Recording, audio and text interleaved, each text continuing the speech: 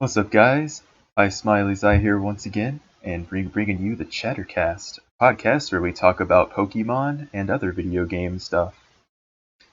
I know it's been a while, the last one was like several years ago, but we're hoping to bring it to you every other week, or at least once a month, because once every 3 years doesn't seem like a very good schedule.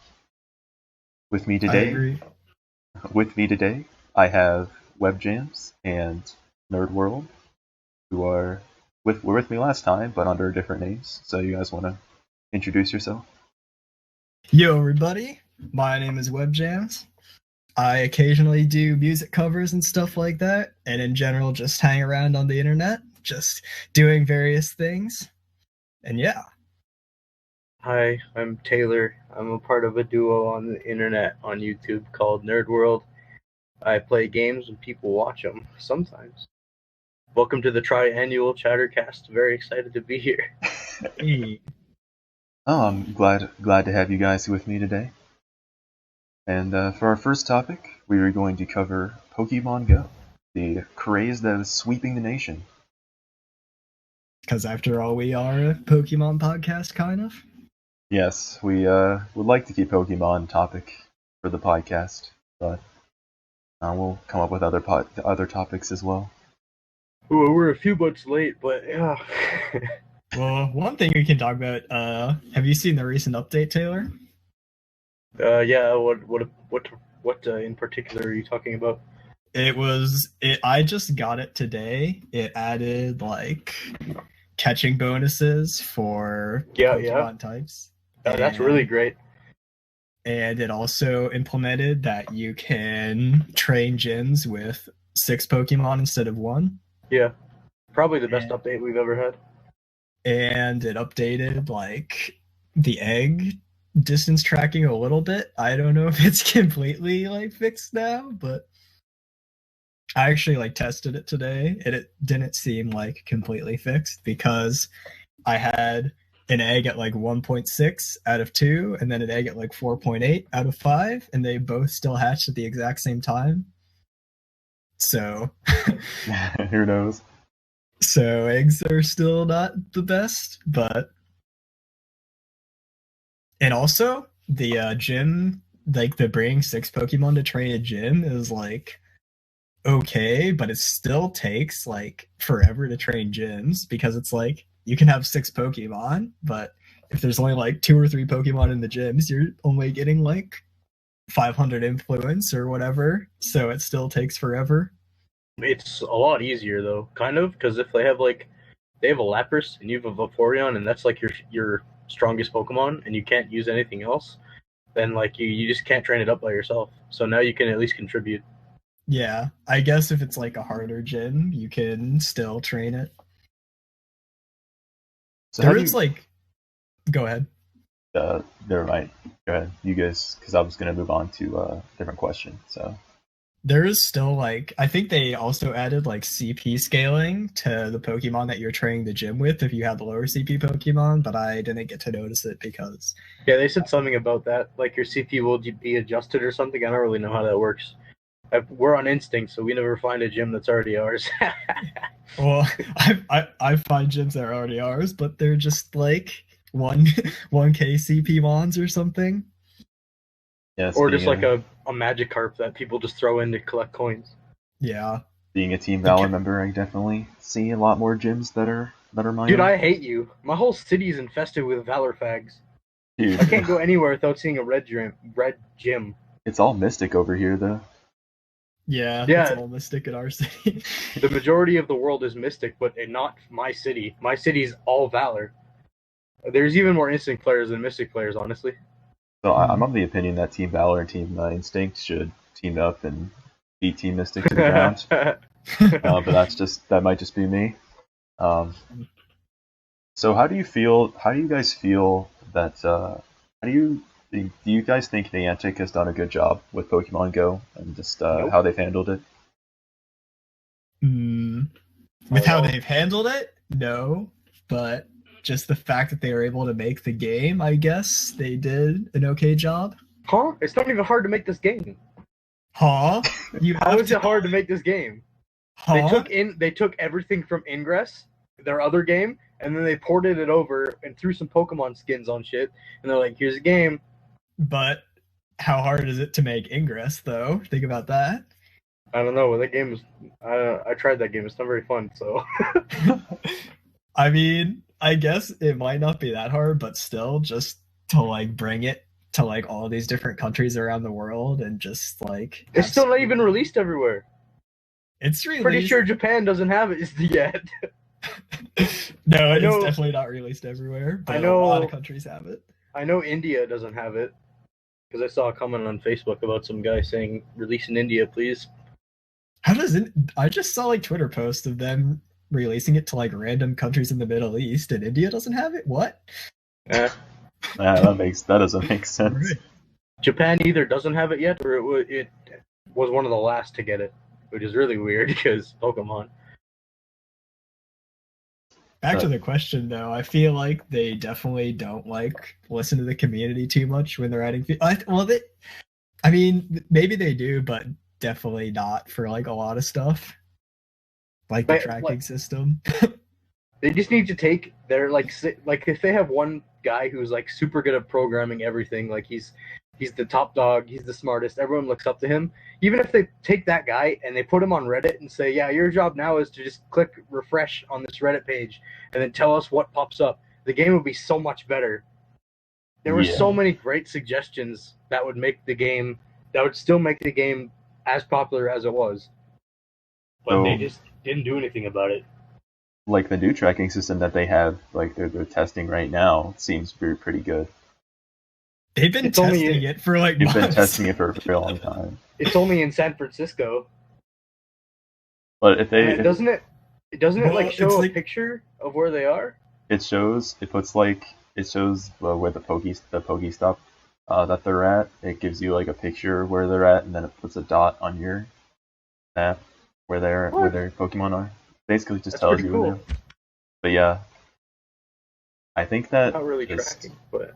Yeah, it's just kind of that feature or like that trial was like shown like at least like 3 to 4 patches ago, and that feature still just hasn't come out in like any of the recent patches. So it's like I don't know what's going on. I guess that's just like the main thing is that we don't really know what's going on, and they like don't really tell us what's going on at all. So yeah, my next question was going to be like, do you guys feel that the updates that they've added to Pokemon Go has made the game any better? I remember the very first update that they ever released. Like everyone was having problems logging into the game, and the game was like crashing all the time, right? Or I guess you guys didn't play it at launch, but I played it at launch, and everybody was having problems with the game. And then Niantic would announced that they were releasing a patch, and everyone's like, "Oh, great!" And the patch said minor text fixes, and that was it. And everybody just lost their minds.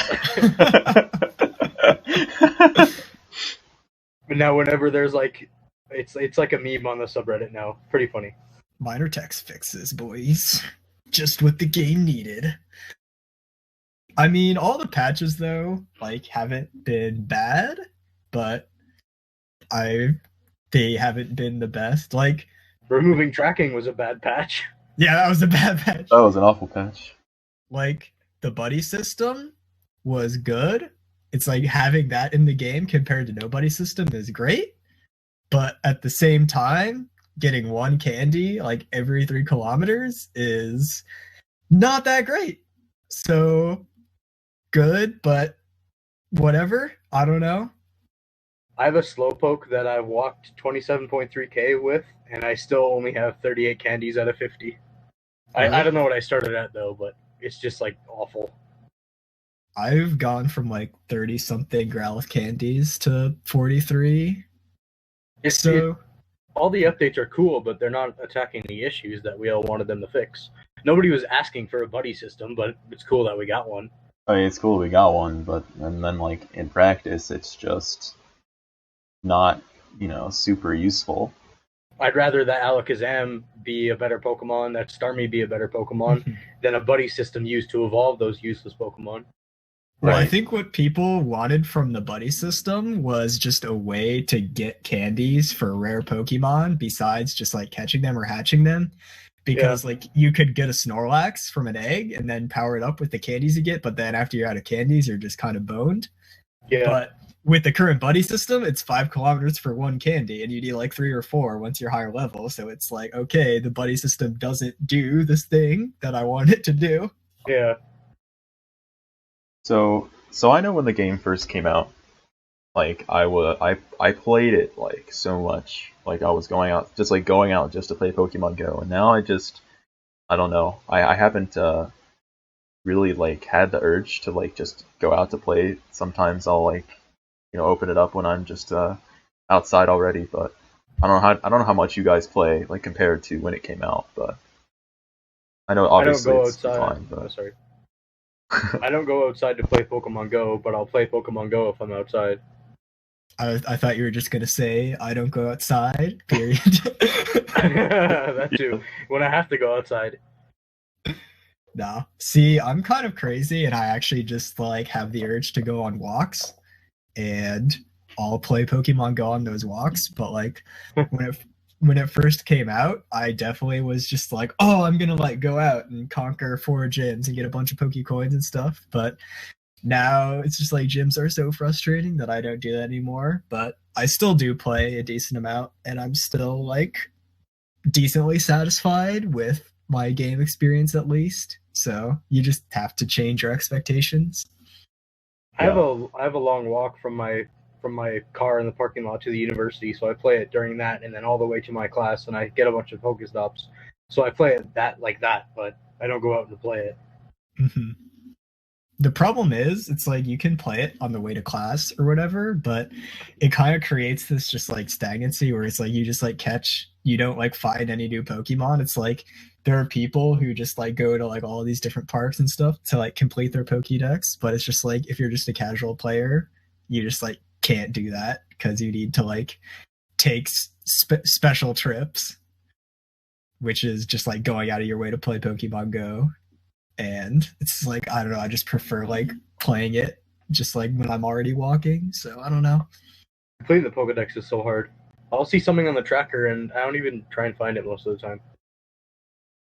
Yeah, there's a lot of it depends on what it is. Well, I mean, because it could just be some random alley somewhere that you never go down. Like you'll never find it.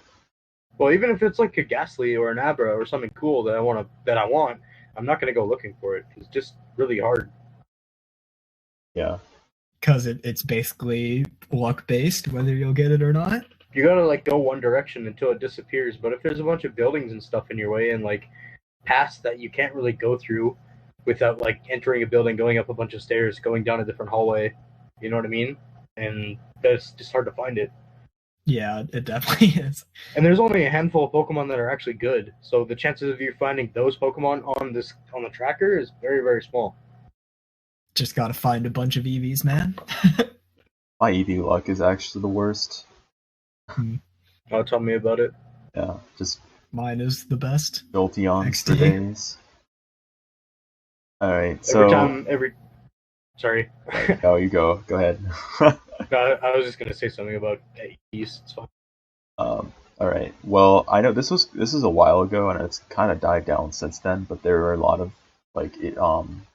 issues with people like driving and playing Pokemon Go, and like people like getting shot while playing Pokemon Go, and everyone was blaming the game, which was ridiculous.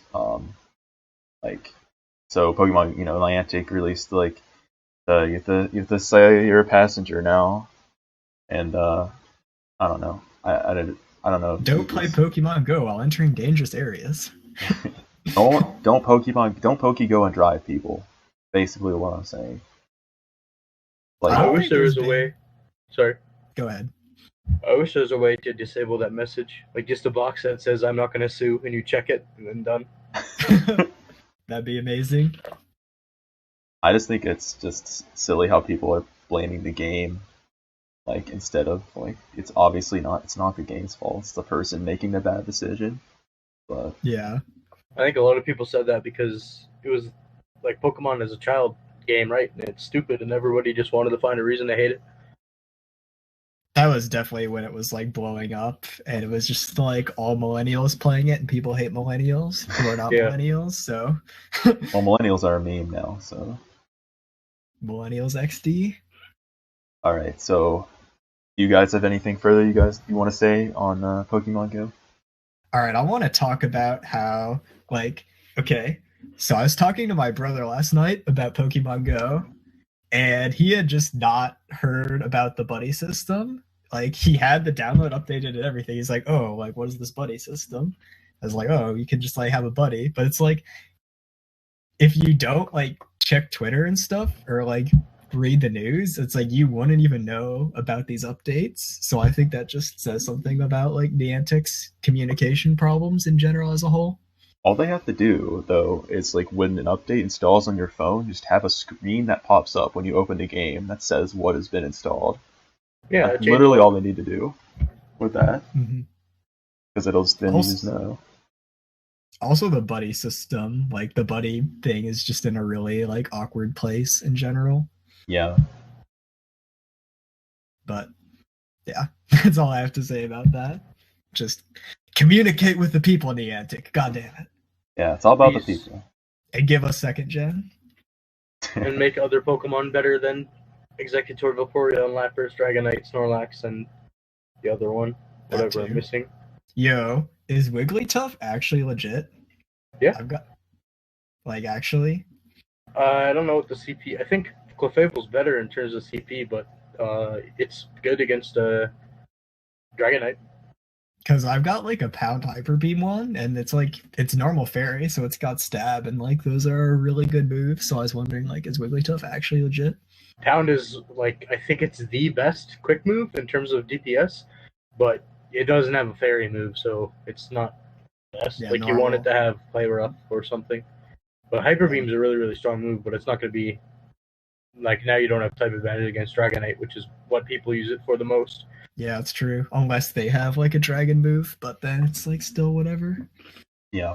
But they could just have Steel Wing for their quick move, and then you lose anyways. Oh yeah, and then actually cocked. Cool, perfect coverage on your Pokemon Go moveset, dude. Sweet. Nice. That's what I want. Like, my team is just like mono lose to Executor right now. I hate it. Pokemon Go Championships 2017. When they add that battling, man. Pokemon Go is an esport. How's that gonna work? How are you gonna be able to battle people? Because you can dodge moves, so like that's gonna create so much lag. It's probably gonna be laggy. I think it's gonna be awful. Yeah, it's just gonna be like people are just gonna have issues like logging in and all that stuff again, and Niantic has to fix it again. And then trading's gonna come out. And then you people... just fight a computer of the person standing right next to you. And then trading's gonna come out, and people are gonna find a way to hack again, and then it's just gonna be a bunch of hacked Pokemon. Wait, hacking? Like spoofing or whatever. I guess people did hack GPS Pokemon spoofing. before. Yeah. All right. So, anything else on Pokemon Go? Should we move Make on? Alakazam great again. That's it. Yeah, that's the same acronym too. MA, yeah. Make Alakazam great again. Alright, so next topic is why you guys are voting for Donald Trump in this next election. All right. See, I'm voting for Donald Trump because... Wait.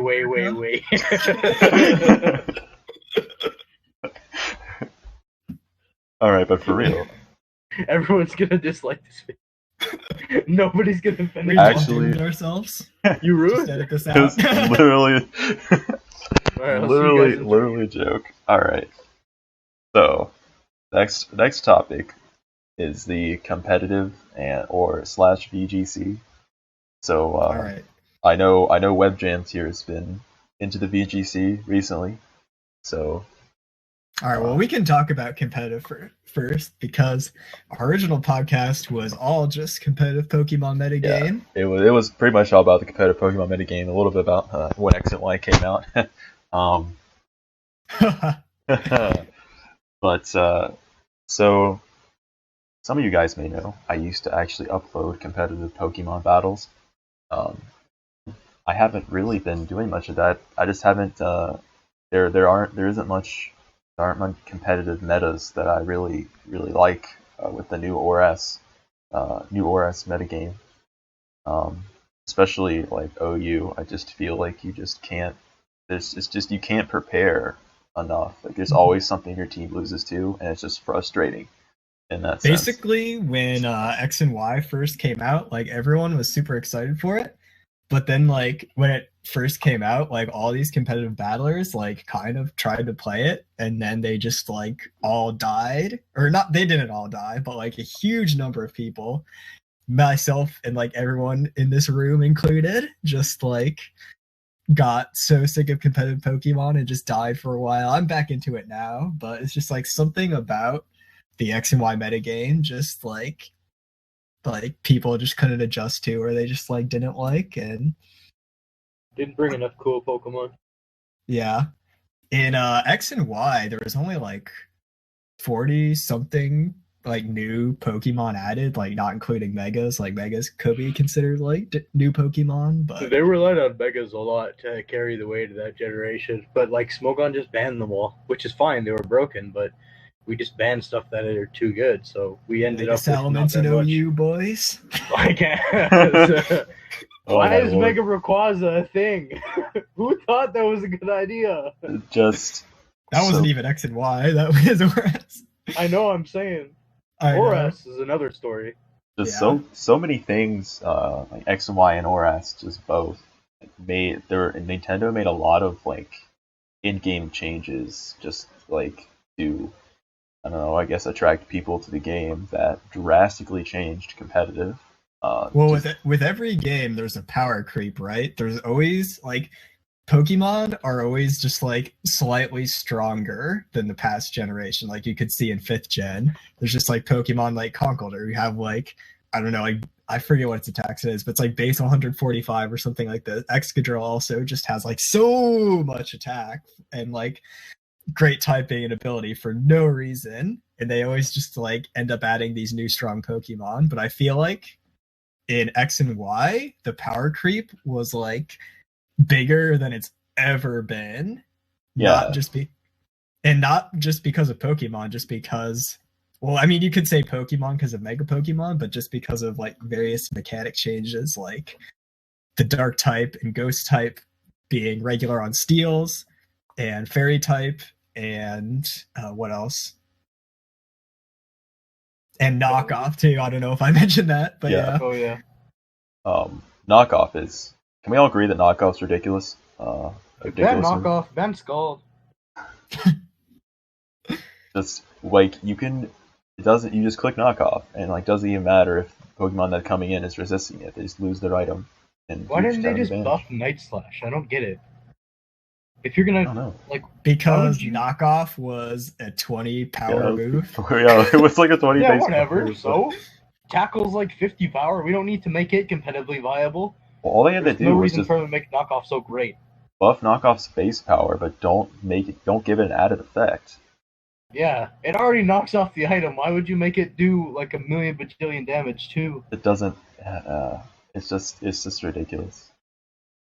It's like in tournament matches, people just like will carry Knockoff on Clefable just to like literally just to knock off items. Like Clefable's Knockoff is not going to do like any significant damage, or they'll just like bring their Lander ST in on a Clefable just to knock off its leftovers. So it's like in both those scenarios, it's like, all right, we're literally just using Knockoff just to knock off items, and because it's just such a no drawback move, because it's like, oh, I can knock off their items, and I can also just have a great coverage move also, so I'm not losing anything by carrying this move.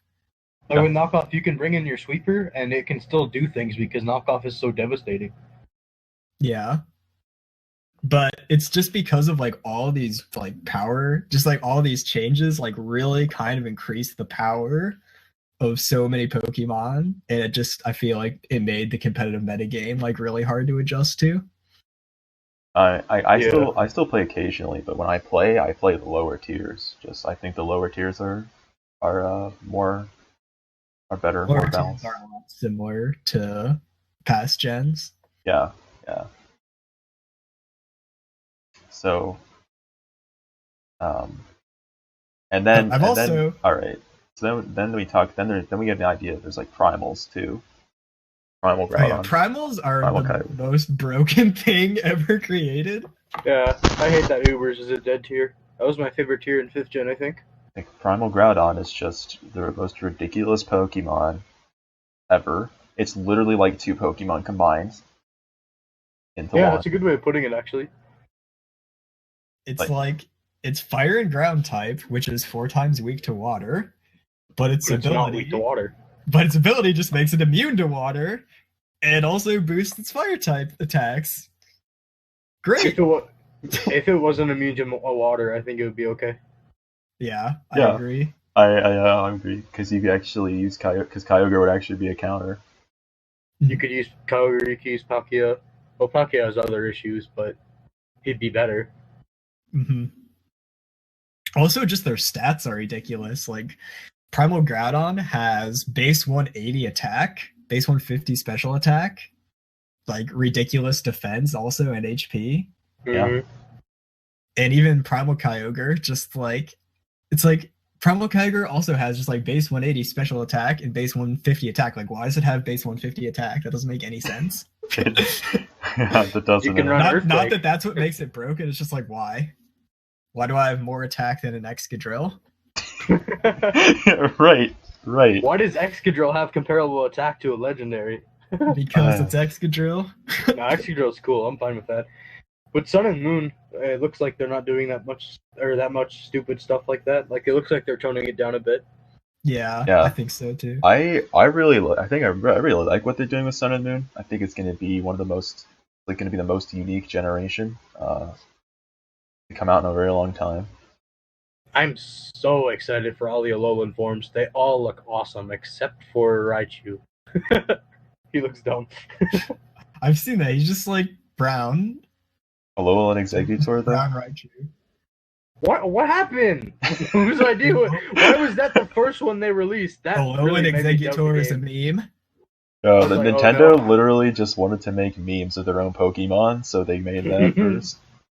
Like, there's literally just like Nintendo people on Twitter just making memes about that Pokemon. It's ridiculous. But anyway, Sorry. I was gonna say I also I just really like what they're doing with like the new like gyms and stuff as well. I don't know how I feel about that. It should be fine, but I haven't really read anything about that, but I like the one thing, and this is just like a small thing, and most people won't care about this, but I really like the like kind of IV training they're gonna add, where you can like just train all your IVs up to 31, just like maxed out. So maybe like competitive VGC players like won't have to hack all their mons because they can just like do this instead. yeah, I'm sure they'll do that instead of hacking, dude. Yeah. Well, I mean, Nintendo has made it really hard to hack, actually. Oh, really? Yeah, they have. Has it made it impossible? It's not impossible, but it is not it's not like everyone and their mom can just like learn how to hack in 15 minutes and be good like it used to be. Like in Black and White 2, you could literally just like get hacked Pokemon over the GTS with like you like didn't have to get any hardware or like anything. You could just like, oh, give me some hacked Pokemon, internet, and you had them. But now it is very difficult, and you can risk breaking your DS to hack Pokemon. I remember I hacked one team, like one 5th gen team, onto my DS, and it still was like time consuming and annoying to do, even though like it was easy. It still took time. But it's more annoying to actually get those Yeah. perfect Pokemon legitimately. You have to hatch like 10,000 eggs. You need to get a Ditto with perfect IVs. You need to get the right nature. You need to train them up to get all their moves. Yeah, it's just awful. It's not even worth it in the end because you're just like, oh, I could have played on Showdown and just done this all in like half the amount of time. Right. Exactly. It's like I could have gotten like 100+ battles in the time that it took me to do all this. All right, so Sun or Moon, guys? Which one are you getting? Moon. I was leaning towards Sun, but then I saw Harambe, and now I want to get Moon. Wow, bringing that up. Wow, man, that hurts. I'll need to see more version exclusive Pokemon because that's all I choose. That's how I make my decision normally. I'm gonna be getting I don't Sun. really care about the legendaries. They look. Yeah, I'm gonna be getting Sun because usually me and Webbjamz usually get the opposite versions. I think we've done that since Gen 4 or something. Oh, I always just get like the water type one or the like non-mainstream one. Yeah. Well, I see. Oh, well, honestly, I see a lot of people are getting Moon this time. Well, but Lunala is like water type or something, so I have to get it. He's also like that's like the theme with Is legendaries. Lunala? Lunala's Huh? like I gotta Google this. psychic ghost type. Oh yeah, but the moon is like associated with water. It's like I always have to get. It's like legendaries there's always like either a light and a dark legendary or like a water and a fire legendary. So I always have to go for like the dark one or the water one, like Yveltal, Kyogre, Palkia, Lunala in this case. Yeah, Psychic and Ghost. The other one's Fire and Steel. Yeah, that's gonna that be right? crazy good. Yeah, Fire and Steel with like base bazillion HP. Yep. They have unique moves and abilities too, but we'll have to see what they do. Yeah, I haven't really kept up a whole lot with a lot of the new leaked Sun and Moon stuff. Just Did you guys see Alolan Muck today, dude? No, Whoa. I haven't. I've been trying not to spoil myself, but that sounds amazing. all right. Can I spoil Alolan Muck, dude? I'm gonna Google this. All right, I'll Google it.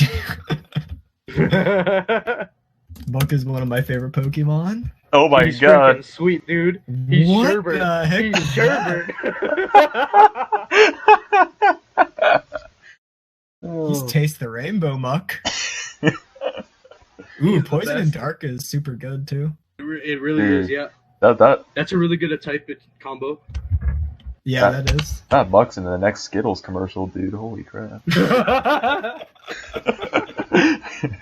Just looks like someone eating Skittles off a Buck. Like, wow. And then the other Pokemon that was introduced was. Are you on the Pokemon website? No, I just Googled I it. literally just Oh, Googled okay. it. We also got a Dragon and Fighting, like a whole lineup or a whole evolution chain of a Dragon and Fighting type, which is really good offensive typing, not so good Yeah, defensive. that's amazing offensive typing. Sweet. Yeah. Although I guess you're kind of hard countered by fairies, but Yeah, hopefully I'll get like Poison Jab or something. Or maybe you can just muscle past them. We don't know how much stats he has yet. You are like 4 times weak, but you could He just has- be able to kill him. His ability is either bulletproof or soundproof. So you Bulletproof can block is actually incredibly underrated as an ability. like you can set up on Gengars no problem with bulletproof. You can set up on Hyper Voice from like fairy types no problem with soundproof, so that's kinda cool. You can set up on Clawitzer, XD. All right, so we can talk about the starters real quick. Which starters are you guys thinking about picking Mm, on your first playthrough? Either the grass one or Popplio. I think I'm gonna get Poplio, but I could definitely see myself getting Rowlet also All right. because he's so kawaii. Nobody likes Popplio, and like a Aw. lot of people like Litten, but I don't like Litten at all. He looks like a Digimon to me. You know what Lit looks like? Who? Garfield. I'm probably gonna. If this thing's competitively viable, I'm gonna name it Mondays. That's gonna be my nickname. That'd be amazing. Yeah, I'm probably gonna. I'm really. You guys have seen all the supposed evolutions, right? I haven't like looked at them too much, but I have seen the pictures. Yeah. Yeah, I haven't really looked at them. The I don't final know. evolution for Fire is like a wrestler, so I don't know what his typing is gonna be. I Like, think they said fire ground. Who's they? That's That's just what I've heard. Yeah. Yeah. I don't know. Yeah, well, it could be, I guess. Because it's like mud wrestler, so fire ground. I mean, if it's firefighting, I'm gonna kill myself. No joke. Yeah, we don't need more of that. But Fire yeah, ground is like not that great. I mean, fire ground is really good offensively, but you're 4 times weak to water. yeah. No, it's just gonna have Desolate Land as its Dream World ability, so it'll be fine. I'll definitely kill myself. No, but I'll probably be picking It's Litten. Get out. Maybe I'll get Rowlet then if you guys are picking the other ones. I really like it. I think this is one of the coolest grass starters we have. Like, sometimes they really drop the ball in the grass one. Yeah, Whoa. I agree with that. I just got a notification on... I just got a notification on my phone for Pokemon Go, and they sent me what the new update is, actually. So, it looks like they're finally doing that. Wow. That's nice of them. All right, that's enough. Can we roll back a segment? Can we talk about how frustrating rolled out updates are? Rolled out updates? What do you mean? Like, they can release an update and you can like not even get it for an entire week. Oh, yeah, that happened. Like the buddy system update for me. Yeah, I was really excited for that. And then... I don't remember how long it took me to get that. I don't think you were playing too much during that time, but it took for the buddy system in particular. I remember it just taking forever. But they probably have their reasons. I don't know. XD. Dude. Niantic is just they just do what they want. Yep. Just they may have reasons, they may not. Yeah, exactly. But also for Sun and Moon, I'm pretty excited about VGC because Primals and Megas are banned. Like this past month or so, I've been getting pretty interested in VGC because it's like I've been into singles for a while, but the 2016 Worlds happened, and I was like, oh, I should watch this. This sounds cool.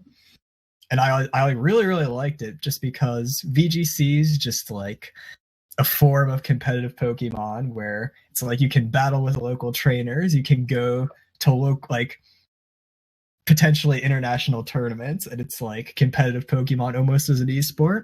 So like before, competitive Pokemon for me is just like something that I do online, but like VGC is just like competitive Pokemon in the real world, and it's like so much different from singles too. Like since it's double battles, you only have 4 Pokemon, and it's like the movesets you end up running are so different too. So it's really cool, I think. It's really hard.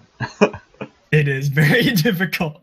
Really hard because like 90% of the battle is just your lead matchup in the Pokemon you pick, and if you just pick the wrong Pokemon, like it's really hard to actually win. Like in singles battles, if you lose one Pokemon, it's not that big of a deal. You can just like play your way back or just like use your switch advantage pretty well. But in VGC, it's like you can lose the game in like sometimes even turn 1, but you can lose the game by turn 3 or turn 2 or turn 4. It is pretty crazy. Yeah, except turns last about 15 minutes, so... That's true. It's just like, alright, so we have to have Fake Out, we have to have Protects. Just, because everything runs Protect, and like everything that can run Fake Out usually runs Fake Out. Something that's even weird about VGC too, I feel like, even though it's like kind of quote unquote like the thing that like people play in real life, like at their local tournaments and stuff, I feel like it's actually harder to get into VGC than it is to get into singles. What do you guys think about that? I would agree with that. Like it's just I would definitely agree with that. It's the very I don't know, to me it's almost kind of like an intimidating tier to get into. It just looks like it's so much harder than singles. Every tier, sorry, go ahead. No, you go ahead. With every tier in singles, you can just like hop right in and use the knowledge that you've learned from other tiers to do okay, but that's not the case with VGC. It's a completely different world. It's like Little Cup almost. VGC is like an entire Little Cup. VGC is just like an entirely different, just so different than everything else. It's like, I think another reason why it's hard to get into is because team building is a lot different and like a lot more difficult in my opinion. It's like, because singles you can kind of just like throw together a team of like 6 choice mons and like do okay, at least on the lower ladder, even on like mid ladder. but VGC, it's like really hard to just like throw together a team because you need to have like so many like it's like you need to have speed control, you need to have counters for like different things in the meta, and yeah, it's very it's very weird. Just like the added thing of like picking your team members too. It's like you don't. That's not like sure. There's picking your lead matchup in singles, but that's totally different. Mm-hmm. Like picking your lead matchup in singles isn't normally going to lose you the game most of the time. Having a good lead matchup in singles can give you an advantage that can like spiral into a victory. Yeah. But you can recover from it fairly easily. The free U-turn off of turn 1 is pretty big. If they like have to get forced out by your Landers or something. Yeah. Yeah, but you have more time to like recover from that. But it's like in VGC, if you lead off with like your min speed Primal Groudon and like something else, and they lead off with the Primal Kyogre and a Bronzong, then it's just like, well, I have lost. Guess one or two of my Pokemon at least are dead. Yeah, just it is a game over. Yeah. But that's what I'm excited for VGC 2017. One, because Megas and like lots of, and they didn't specify which legendaries, but like most legendaries I'm assuming are going to be banned. And like the only Pokemon you're going to be able to use are Pokemon that you can catch in Sun and Moon. So I think it should be kind of an easier meta to get into, at least, just because like one, because there should be like more diversity in like Pokemon that you're actually going to be able to use, and just because you won't have to like worry about like, oh, like how do I deal with this Mega Gengar trapping both my Pokemon, or like, oh, I need to like win the weather war with my primals or stuff. It's just like you can just like put together a solid team and just like play your own game instead of having to like really make sure you can compete with the meta. Right. Yeah. I think it's going to be interesting. I might even like try it out when it comes out. Because of that. You guys have anything else to say about VGC? Should we move on to something else? I sure don't. Webbjamz, anything else you want to add? No, I'm good. Good. All right. So, moving away from Pokemon, we're going to talk about esports in general. Definitely getting huge around the world. It's starting to become like televised. Started being on like TV, which I never would have thought would have happened like several years ago. Here's of the Dorm on ESPN, boys. Oh yeah. Really? That's cool. Yeah. Yeah, and they were broadcasting Counter-Strike on ESPN as well. Some Counter-Strike tournaments as well. That was pretty cool. Nice to see the video game esports scene getting more love. There's actually a ton of people though, like for Heroes of the Dorm on ESPN. There's actually so many people who are like, get this off of this channel. Like, this isn't sports. Like, this is just trash. Like, get this out of here. But right, it still did happen in the end. But... Yeah. And if you go to ESPN.com, actually, there's an actual esports section on there, which is really cool. They have a few people dedicated to writing esports articles and stuff. Do they write about like all esports? Like yeah, League of Legends they write about stuff? League, Dota, Smash, even all kinds of stuff. Pretty much any sort of esport. To get things kind of a discussion started, what kinds of games do you guys like to watch? And do you only watch games that you play, or do you watch other stuff as well? Well, I watch a lot of stuff, so I don't know if I should go first or not, but I can if you guys want me to. Yeah, go first, boy. All right. So, well, okay. First to start this off, I've watched many different esports over my, like, I don't know, 3 or 4 years of watching esports, I guess. But the main ones I watch now are Dota 2 mainly is the one I watch. And I do not play that game anymore, but I still watch it. I also watch a little bit of StarCraft and League of Legends. And there's another one I watched, but I cannot remember it. I guess I don't watch it too much. I also do watch a little bit of Heroes of the Storm, but not really too much anymore. But I do not play any of those games. Yeah, But I still like but to Now, explain why you don't play any of those games, yet you like to watch them. All right. So basically, well, why I don't play those games is not an easy answer. But I guess the main answer is because they all cause me too much stress to play.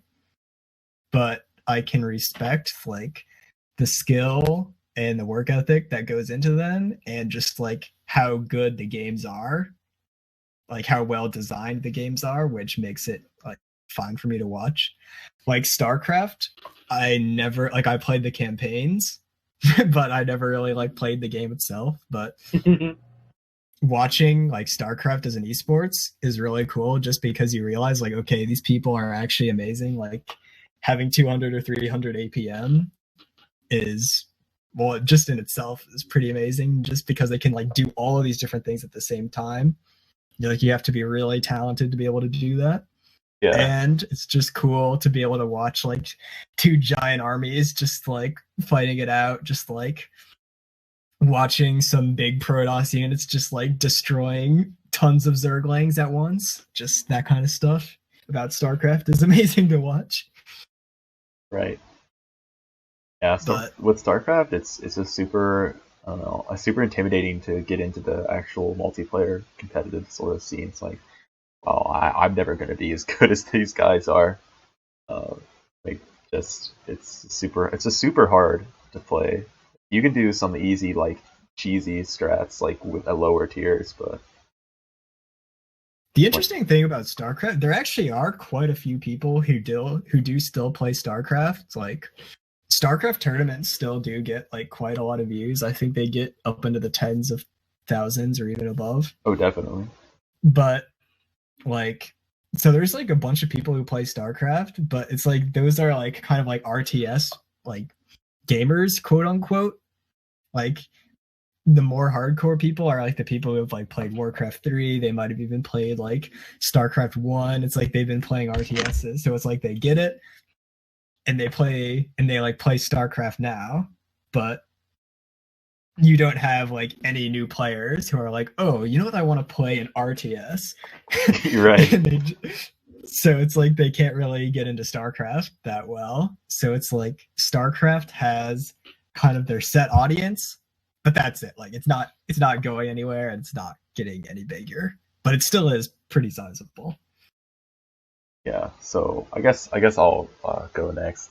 So the main games that I played were Dota 2, League of Legends, and Heroes of the Storm. Those are the three main MOBAs that are, that donned esports that I've played.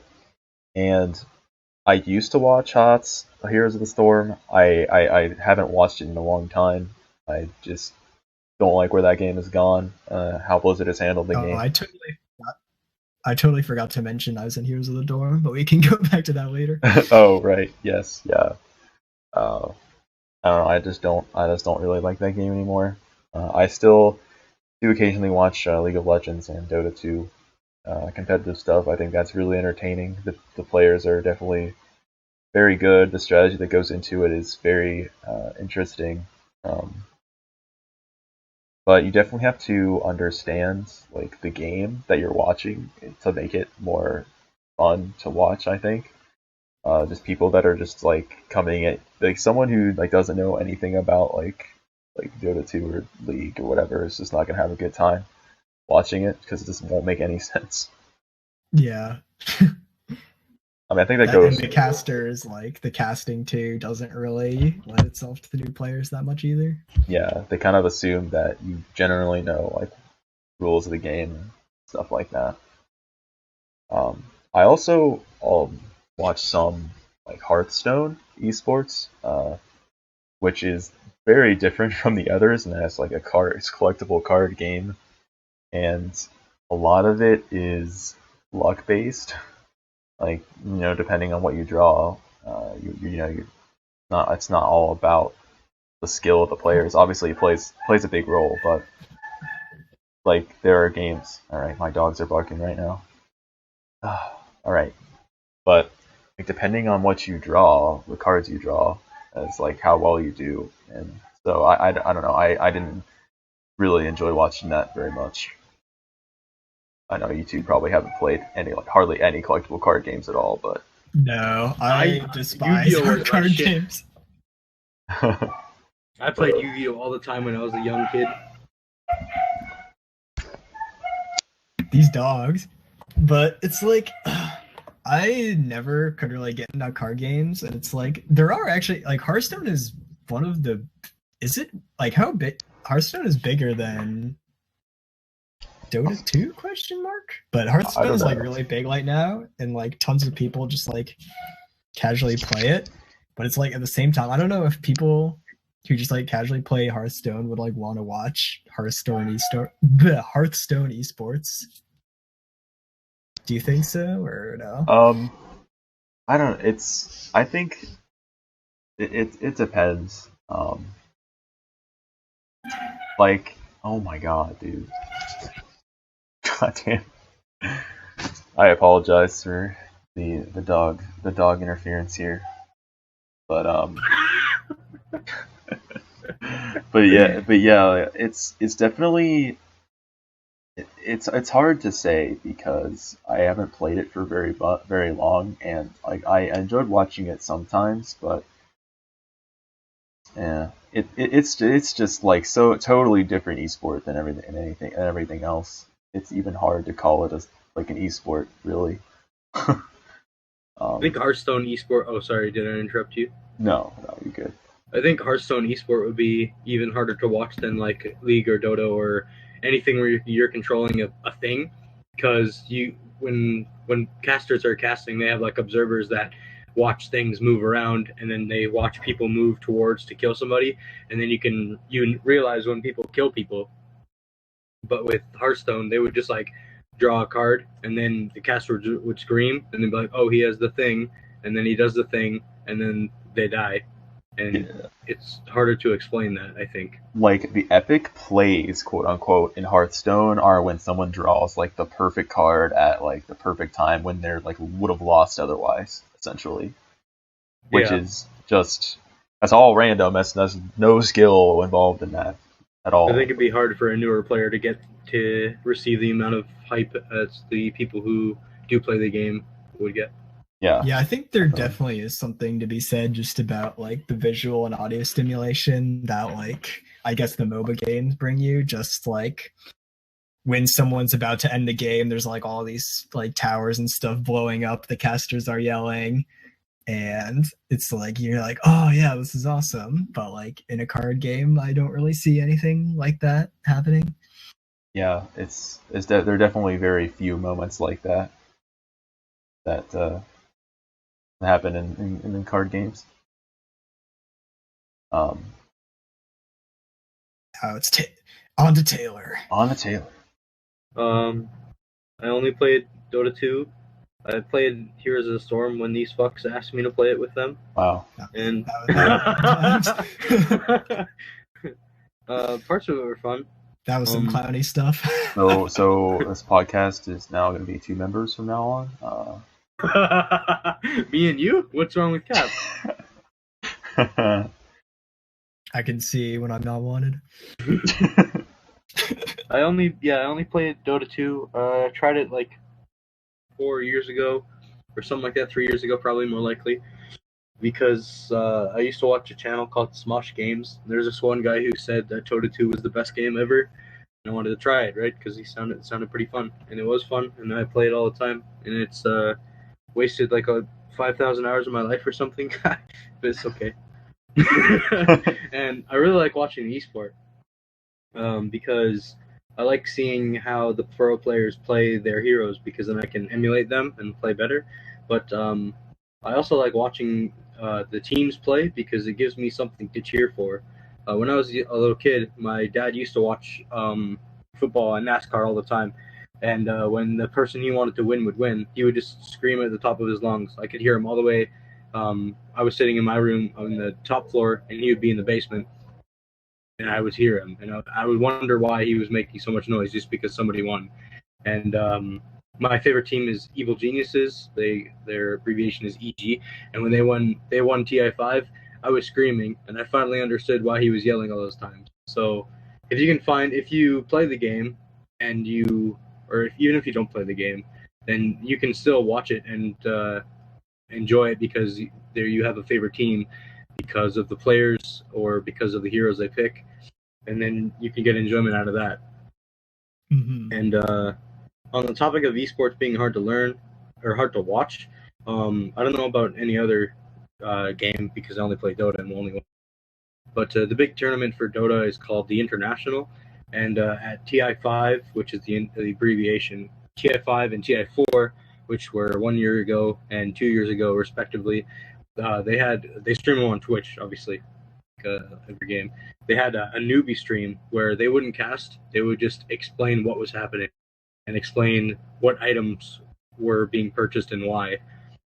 So I think some esports are moving towards being more watchable by the general public. Mm-hmm. Yeah, well, I think that's definitely what they're trying to aim for, right? Like if you want to be televised on general television, you have to be able to appeal to everyone, like anyone who's gonna like tune in, someone who might not be, actually might not have played the game or whatever. Gotta make it attractive. Gotta make them think like they know what's going on. And that's what they're kind of doing at like this year's Worlds for League of Legends, like which is going on right now. It's still going on. Yeah, it's going on. Yeah, it's in the quarterfinals. It's the playoffs right now. Is NA out? I remember you guys were talking about that. Yeah, NA is gone. RIP. 3-0'd and the one NA team got 3-0'd. If you League players are sick of watching NA teams lose, come on over to Dota. We have an NA team is one of the best teams in the world. They're Evil Geniuses. 2 of them, actually. I used to watch League of Legends, but then I stopped watching because I had no teams to root for. Some people, there was a Reddit thread. All right, whatever. Screw you guys. I could actually see that I could see that actually happening. No, there was a Reddit thread on the Dota 2 subreddit asking how we were able to compete with the East scene. That was pretty interesting. You mean, why do you guys think that the West sucks versus like Korea?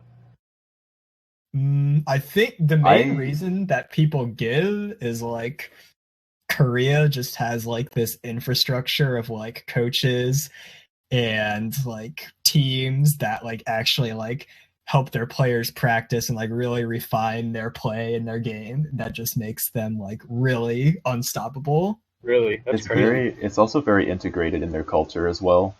That's what I was going to say. That's what I think the real reason is. Yeah, they're very accepting of it over there. Like they had the Korean, I don't know, was it Prime Minister or something like that? He was like he like came to like I think it was Worlds last year, something like that, for League. Like he was there and was like talking about like how good it was for the country and stuff like that. Oh, that's pretty impressive. Yeah. I could not see that happening in America for years to come. There are way too many people that do not accept video games at all. Well, eventually, goddamn millennials and their video games. Right. Eventually, it's just going to become mainstream. Like, there's no stopping it. Like, all these old farts that don't like it are just going to die.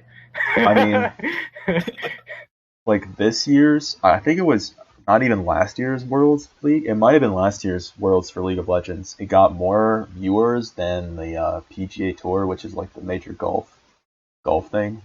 I know a lot of people don't like golf, but like that's actually a big deal. Watching golf is like watching Hearthstone esports. Hey. And we're gonna end it here. Thank you for watching. It's actually like a big deal, and like it's just becoming more and more popular. Like there's no way that you can't stop the rise of esports. There's just too much Can't Got too stop much the momentum right now. rise of Korea. Yeah. Nah, but it's definitely, yeah. But what I was gonna say about like League of Legends is like this year they've been doing like different streams where they just like focus on a specific lane just like the whole time. So it's like you could watch that. It's like kind of what Taylor was saying about Dota 2. It's like you could just like watch that stream where they focus just on top lane the whole time. If you're like a top lane main, you're like, oh, okay, I can do like this, like that's what this pro player does. And it like really helps you that way. Because during like a normal cast, they just be like switching around all the place, and you could maybe just like steal their item build or something. Right, yeah. Something that I also thought was cool was that they're broadcasting Worlds this year in like over 15 different languages, which is really, really cool. How many languages was TI broadcast in? Chinese, sorry, English and Russian. At least those are the only ones I know about. Oh no, there was a Southeast Asian team or Southeast Asian, like some kind of stream for those two. They weren't broadcasted on Twitch though; they were broadcasted on something else, like some Korean website. But on Twitch there was English and Russian, yeah. Mm-hmm. But I remember watching stream highlights from TI5 of different languages freaking out over the game-winning play. So there must have been other ones. Mm. Yeah. And also with Dota 2, there's a lot of just like there's like they have like things where you can like watch the games like in the client too. Yep. Which is really that's really pretty cool. There's League can't do that? No. There's really? There's a lot of yeah you can. Oh, I thought I would have assumed that the client comes first and then they move to Twitch. That's how I thought Dota worked, but maybe watching in client is a privilege. I never thought about it that way. There's also like go ahead. Just like Valve's clients, just in terms of like technology compared to League client is just like no comparison. Yeah. Oh, cool. There's just so much interactivity with TI and like getting like loot drops and like betting on different particular stats by a certain time of the game. Oh yeah, the compendium's really cool. And actually, right after this, I'm gonna use my compendium to bet on the Boston Major for Dota. There like so much prize money for TI this year, almost upwards to like $10 million for first place, close to that. Yep. Which is incredible. Even just like the Dota client in general, just in terms like in the Dota client, you can just like look at the community guides and stuff for your hero that you're playing, which you can't do anything like that in League. So I think that's also like a really important thing that Dota has. Does League have replays yet? I know they didn't like 2 years ago or something, or a year ago. They've had replays for a while. Yeah. Sure. Oh, okay. Yeah, you can. They are replays now. You can do that. Look at those. But you guys doesn't have any of this stuff. Here's the storm. Yep.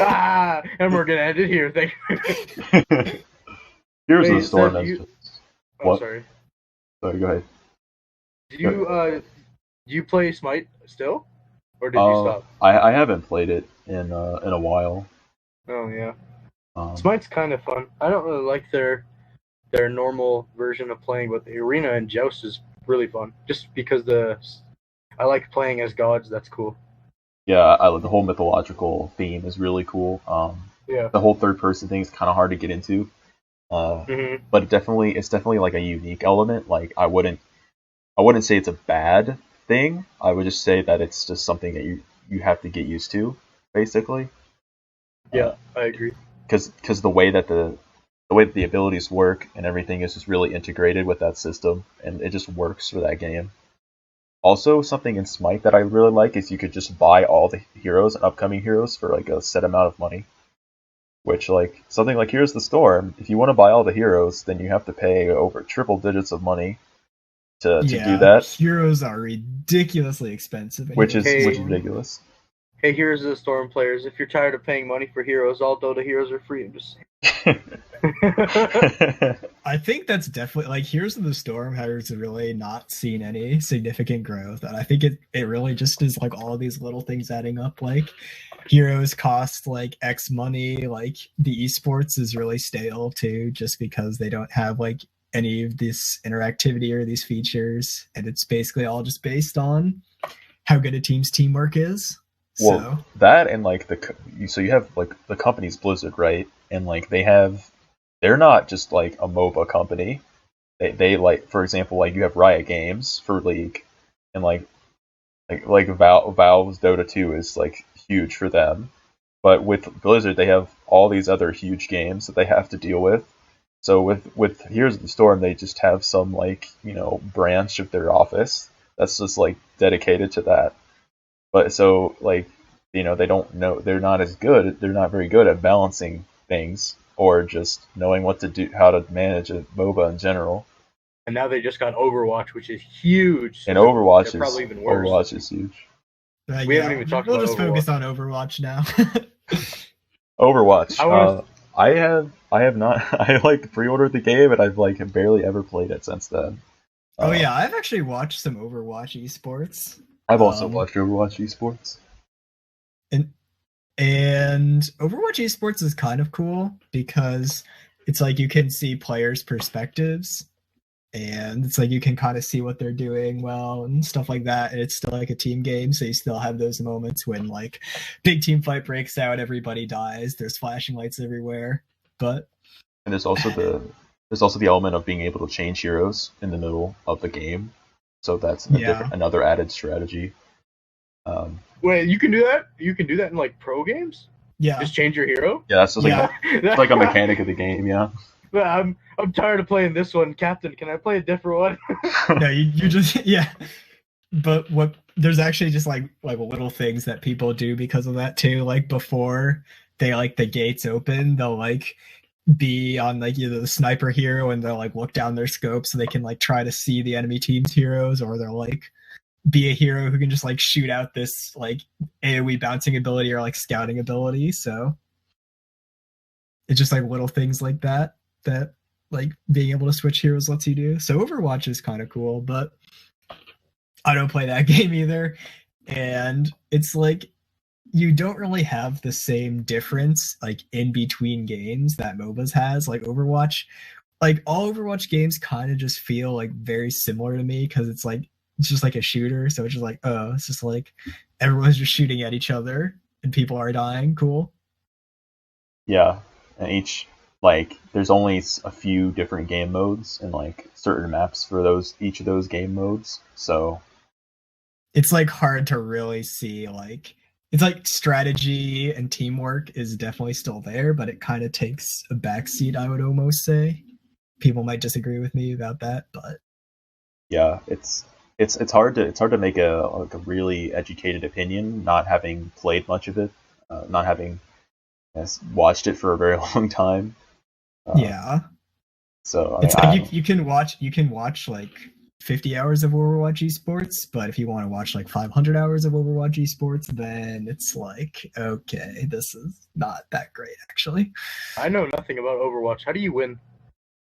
You like so there's different game modes. So like there's one where you have to like escort like an objective like across the map, and like at each checkpoint you get more time on the clock, and you have to escort it there before time runs out. Basically in competitive matches is like you're escorting this payload, and one team's on defense and one team is on offense, and they play 2 matches, and whoever escorted the payload faster wins. Oh, okay. Yeah, and then there's also capturing points as well. Like there's some maps where you have to capture specific points, but most of those maps aren't played. Common. Yeah. There are some maps that are like combination of both, which are played on esports, where you have to like capture 1 point and then escort a payload. So there's that, but interesting. But with the popularity of Team Fortress 2, like, and not having a game that's like that for so long, Overwatch has just dominated. It's just gotten a lot of popularity. Team Fortress 2 was extremely popular. So basically, Overwatch equals great game. Here's the Storm equals shit game. Overwatch got a Halloween update. Like everything got changed to Halloween skins, and people are freaking out about it on Twitter. For the people I follow, Apparently, it's super cool. I don't really know what happened except for skins, but I haven't I haven't been keeping track of hardly any Overwatch stuff really. No. I don't I want could to buy the $60 game. Cap's computer can't play it, and you aren't playing it, so. Yeah. I could try to play it again, but if I get on, people are just like, "Yo, want to play Heroes of the Storm, man?" And then I will die. All right. So speaking of that, do you want to talk about your Heroes of the Dorm experience? Okay. We have a real esport player, guys. Right. Okay. So Heroes of the Dorm it's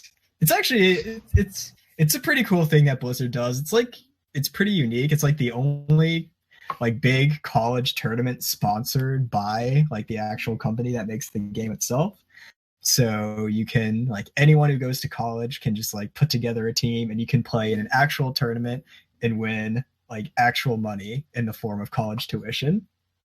So last spring I actually participated in this because I was really into Heroes of the Storm. I like wanted to be an esports player. And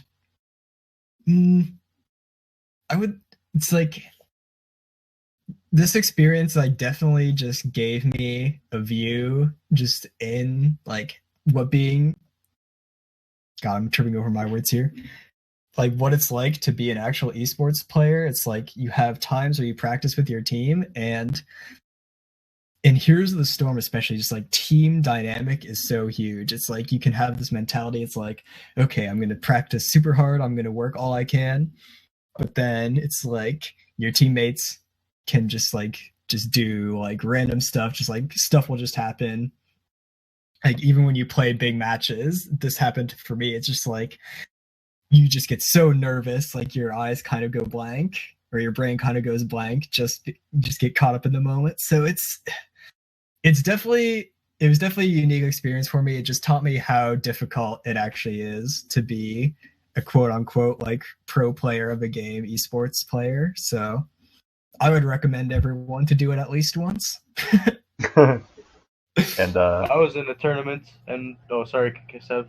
I was gonna say, you want to say how far you got in the tournament? Oh yeah, my team got top 64, and we got knocked out at the very first round of the playoffs. But two pro players though, so yeah, doesn't even count. There was an actual pro player on the team that we lost to, and it's like it like up to that point, like we like literally just totally destroyed like everyone, like all of our opponents in all our weeks except the last week where it was like really even games, like down to the wire. Just like we won at the very end barely. After a hard fought 10 minutes, you finally won. Yep. Like, oh man, this game went 20 minutes. What a game. Whew. Oh, I'm so tired. And then we just got destroyed. And definitely it's like just this experience of like really wanting to win and then just getting totally destroyed. Well, it definitely knocked me down a peg, I would say. Especially because during like the second game, it was best of 3, the second game, I think it's like I was trying to sneak a turn in and they found me and I failed my blink over the wall and we lost. And you definitely could argue it's like we had definitely like lost at that point already, but that was kind of just like the thing they pushed and won off of. So I can, it's kind of like this thing. It's like, oh, is this my fault? Do my teammates blame me? Like, oh. Well, I never knew you threw the game. Oh, you suck, dude. Yeah, I definitely threw the game. All right, Taylor, you were gonna say something, right? All right. I was in a Dota tournament with a few people I didn't know, and my first official match, one of the guys didn't show up and we lost. So that was my experience. I definitely recommend it. 11 out of 10. So basically, it's like if you want to get into esports, you have to really have your mental game down. Basically, yeah, that's all I'm gonna say. It's a lot more mentality. Esports is like 80% mentality. So by esports, would you mean like pro players, or yes. just like pro gaming? If you want to be a pro gamer, don't.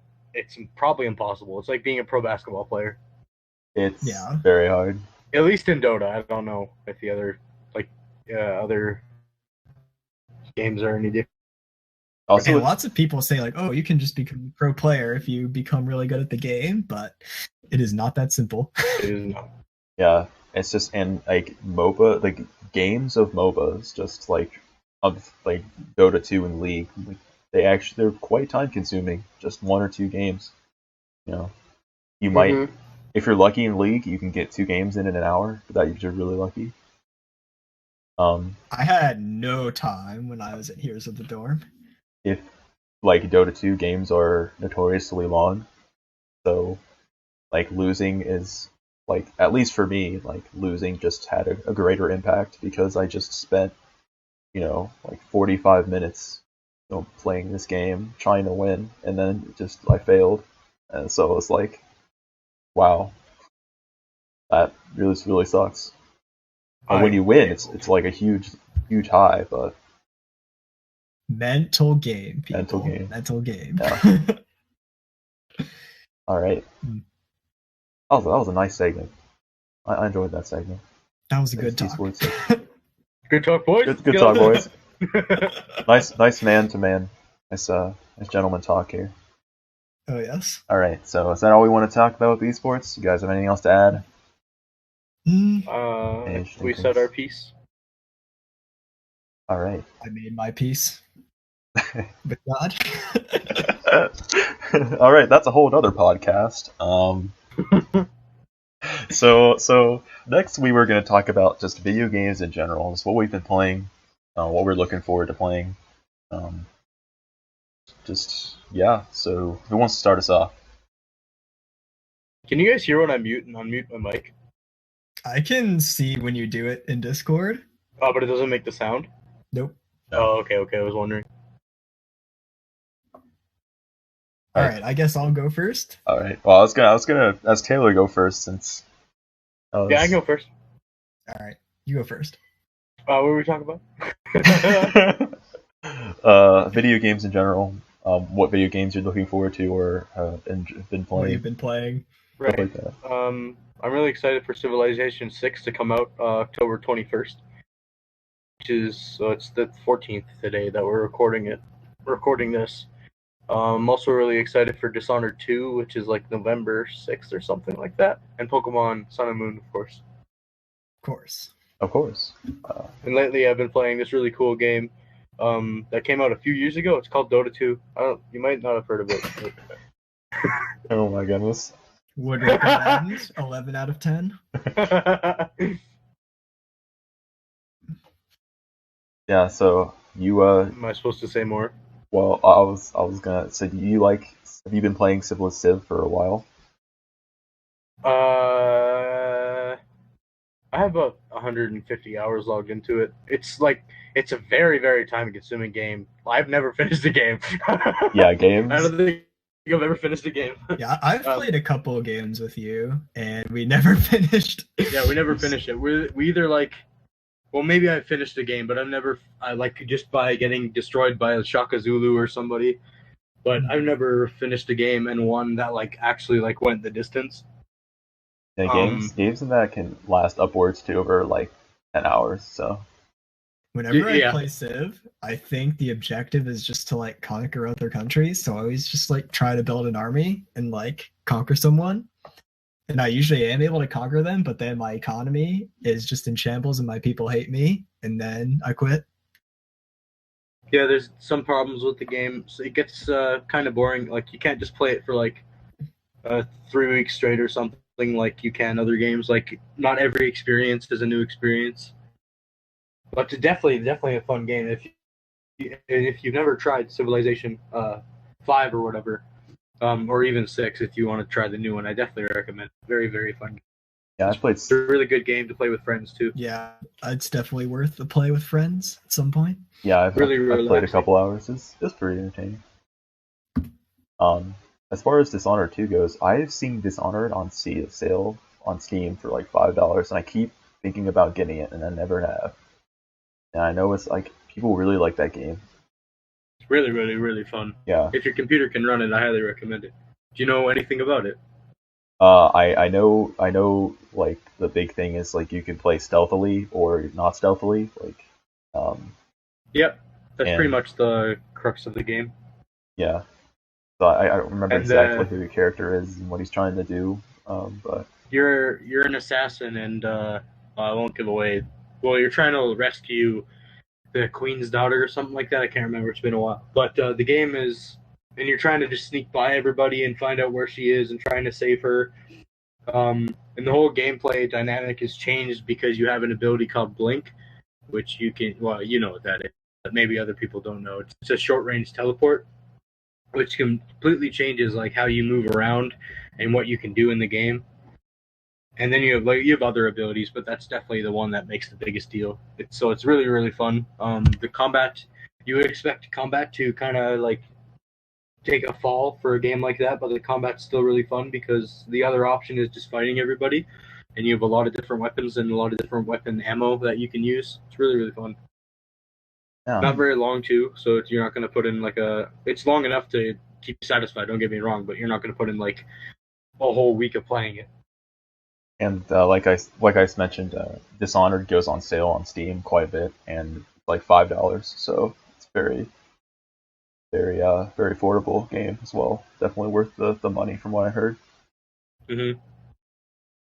All right. I think that's all I have to say. And then Sun and Moon, obviously we've discussed that at length. Yeah. So the demo comes out in 4 days, guys. ooh, Did you know that? Yeah. For Sun and Moon? Yeah, there's gonna be a demo in 4 days. Ooh. nice. We don't know how much it's gonna be, but I'm assuming it's up to, but not including the first gem. Oh, nice. That's definitely a new thing. We'll be able to figure out some base stats and stuff from that too, which will be cool. Oh yeah. Oh yeah. People will be super into that. We're all gonna be disappointed that Rowlet has crap stats, and yeah, it's gonna be great. Great! All right. So Cap, your Webbjamz. Want to go next? Alright, I can go next. So, the main two games I've played recently, I've played all the way through The Legend of Heroes, Trails of Cold Steel 1 and 2. Thanks to my friend Sev here.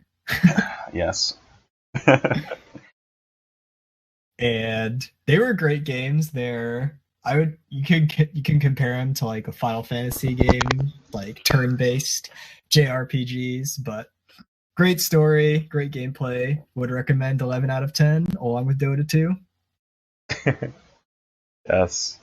It also just has great OSTs, which just makes a huge difference to me. And when I'm playing a game, if it has a good OST, then I'll like remember it forever.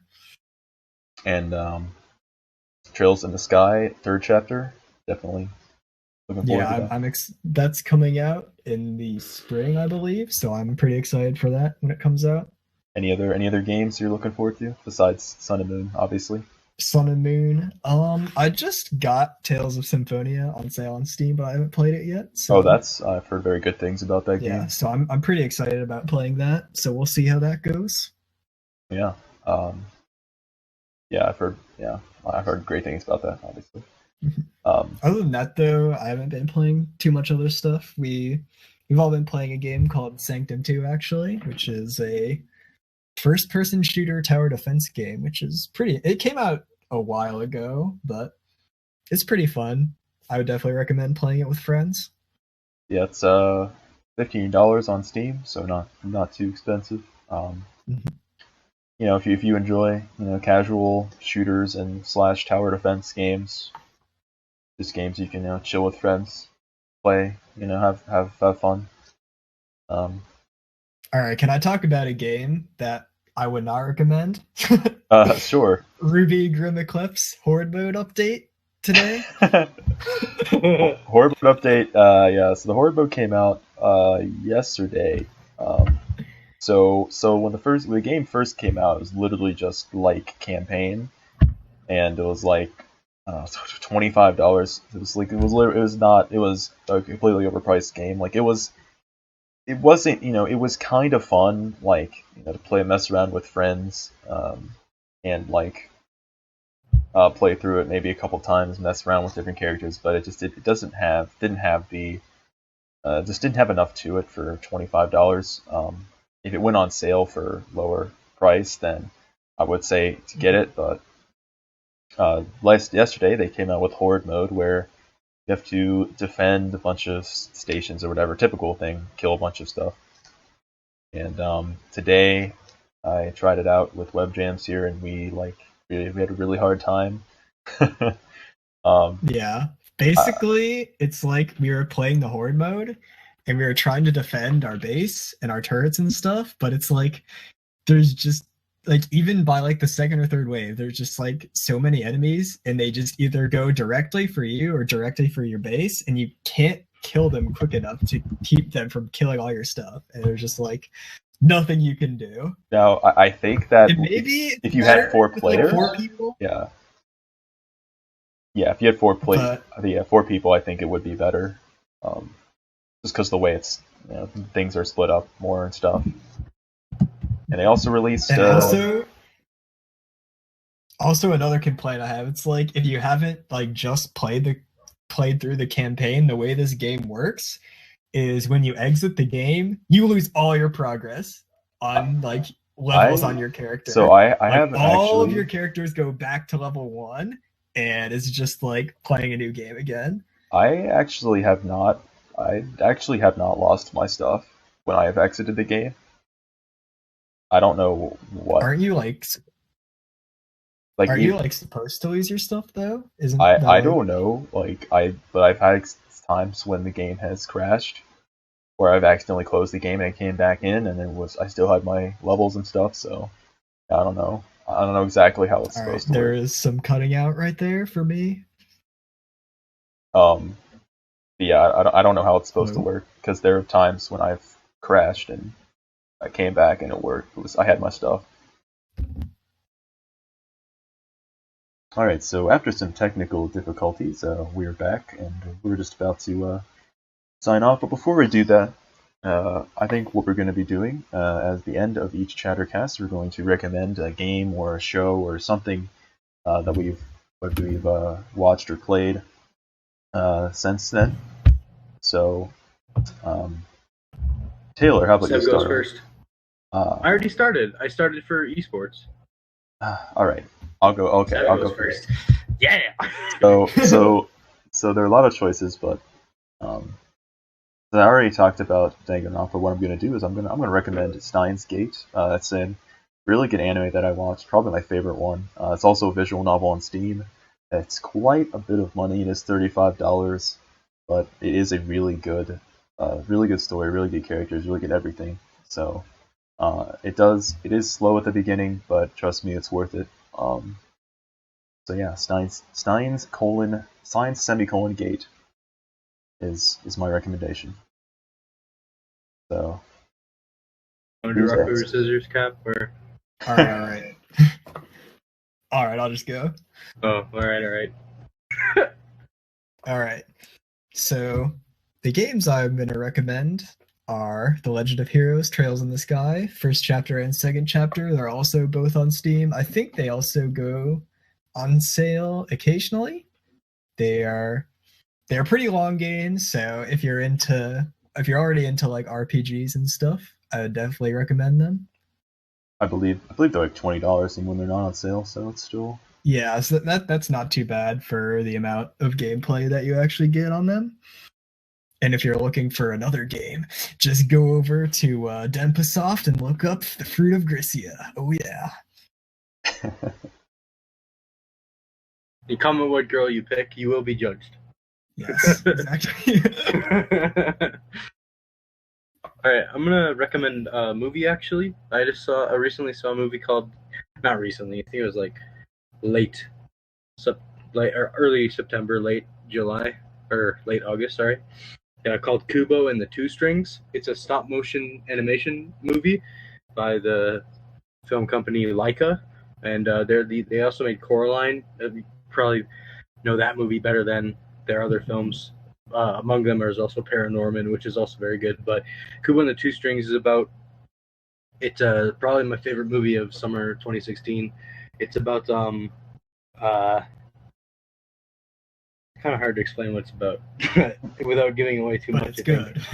But it's really good. A little kid. It's like Asian mythology. It dips into Asian mythology, and it has its own little world, and it's about a boy named Kubo, and he lives with his mom, and his mom kind of has like dementia or something, and because she had a fight with her dad um, over and his dad wanted to take Kubo, her son, away from him. She used up all of her power to fight against the dad trying to take Kubo, and so now she's kind of like a vegetable, and Kubo has to take care of her. But the story isn't really what I want to highlight. The stop motion animation is really what I want to look at, which is it's really really beautiful. And there's a monkey in the movie, and they like handmade all these models, right? So they're all puppets, and they had to hand make every like little detail on the monkey, so the fur looks really cool to look at. And so yeah, if you're into stop motion animation and or animated movies in general, I highly recommend you see Kubo. It might not be in theaters anymore, but you can probably find it on Play Store or iTunes or something like that. The best part about movies that look good, like stop motion animation, is even if you don't like the movie itself, which you probably will, it got like 94% Rotten Tomatoes, so it's not a bad movie by any means. Even if you don't like the movie itself, you will like how it looks, because it's just phenomenal to see all these actions played out and think about in your mind how they made that happen using a puppet and like a stage. So yeah, that's my recommendation. All right, awesome. So in addition to our recommendations, we want to hear what you guys want to recommend. So in the comments, if you guys would like to recommend anything, be a movie, game, TV show, like a book, even just anything. We want to see recommendations. We might even, take your recommendations into account as well. In addition to recommendations, please leave any sort of podcast topics that you'd like to hear about for the next podcast, which should hopefully be in 2 weeks. And we will definitely take those into account, and in addition to what we have planned for the next one. So I think that's going to be it, guys. Thank you all for listening to the podcast. I do hope you enjoyed, and we will see you guys in the next one.